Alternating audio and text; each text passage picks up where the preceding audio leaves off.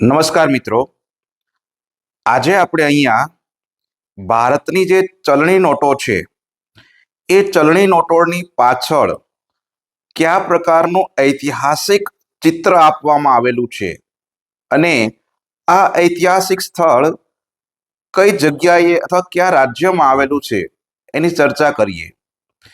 આ પ્રકારના પ્રશ્નો સ્પર્ધાત્મક પરીક્ષાની અંદર વારંવાર પૂછાતા હોય છે। અહીંયા આપણે ₹10ની નોટ, 20ની નોટ, 50ની, 100ની, 200ની, 500ની અને 2000ની નોટની ચર્ચા કરવાના છીએ।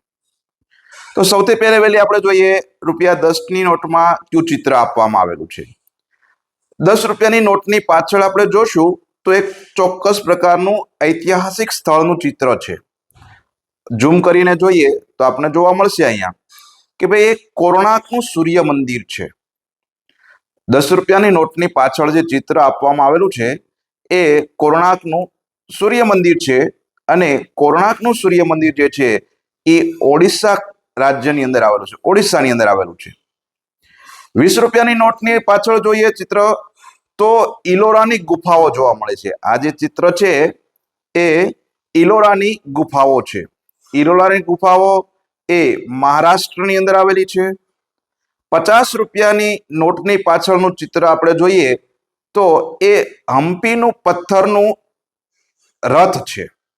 ₹50ની નોટની પાછળ જે છે એ હમ્પીનું પથ્થરનું રથ છે અને એ હમ્પી એ કર્ણાટક રાજ્યની અંદર આવેલું છે।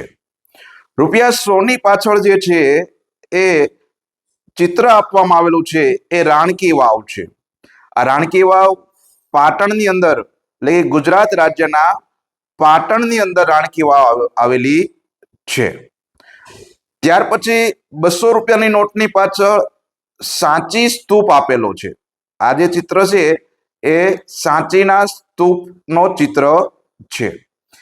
આ સાંચીનું સ્તૂપ જે છે એ મધ્યપ્રદેશની અંદર આવેલું છે। કયા રાજ્યમાં આવેલું છે? મધ્યપ્રદેશની અંદર આવેલું છે। ₹500ની નોટની પાછળ જે છે એ દિલ્હીનો લાલ કિલ્લો આપેલો છે। આ દિલ્હીનો લાલ કિલ્લો જે છે એ આપણે ખ્યાલ આવી ગયો કે નામ ઉપરથી કે દિલ્હીની અંદર આવેલું છે। અને ₹2000ની નોટની પાછળ જે ચિત્ર આપવામાં આવેલું છે એ છે મંગળયાનનું। આ મંગળયાન એ કોઈ સ્થાન નથી પરંતુ એક ભારતનું અવકાશ મિશન છે। ભારતનું અવકાશ મિશન છે। મિત્રો, તમને જો આ માહિતીસભર વિડીયો ગમ્યો હોય તો વિડીયોને લાઈક કરો, કોમેન્ટ કરો અને શેર કરો। એ ઉપરાંત આ પ્રકારના વિડીયો મેળવવા માટે ચેનલને તુરંત સબસ્ક્રાઇબ કરી બેલ નોટિફિકેશન આઇકન ઓન રાખો જેથી કરીને નવા આવનાર વિડીયોની નોટિફિકેશન આપને મળતી રહે। જય હિન્દ, જય ભારત।